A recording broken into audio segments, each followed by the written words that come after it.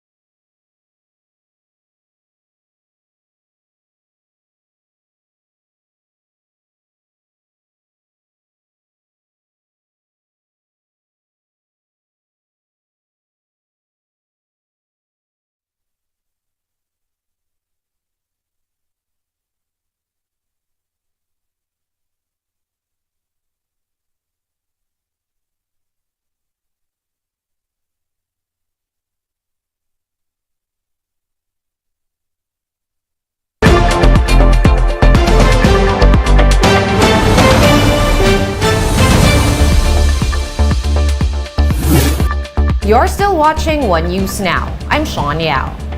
The death toll from the devastating earthquake that struck Turkey and Syria has climbed to over 37,000. In Turkey, fatalities have passed the 31,000 mark, while nearly 6,000 people have died in Syria. Authorities said that more than 40,000 buildings had either collapsed, are in urgent need of demolition, or were severely damaged across 10 Turkish cities. Meanwhile, the Philippine response team continues its mission to rescue earthquake victims. Liaison and Logistics Officer Angelo Mangawang said that locals have also started assisting in operations. And here in the Philippines, oil companies have implemented a new round of price rollbacks for select petroleum products today. Effective Valentine's Day, February 14, prices of diesel are slashed by 2 pesos and 20 centavos per liter. The prices of kerosene are also lower by 2.5 pesos per liter. There's no price adjustment in the price of gasoline. And if you don't have plans yet for Valentine's Day, here are some ideas. If you're on a tight budget, why not take your date on a tour around Manila via the LRT-1? The train line has Valentine gimmicks in every corner. There's a big heart displays and train personnel handing out flowers. For those who want to be serenaded, head on over to LRT-2 stations. Hanggang 8 minuto, magkakaroon ka ng pagkakataon na masilayan ng Metro Manila Skyline mula sa Himpapawid. Kitang-kita mo talaga yung ano.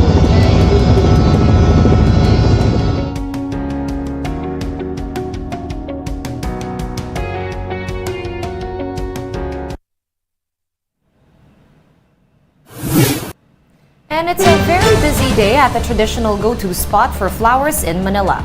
Justine Punsalang takes us to Dangwa, where flowers are just everywhere.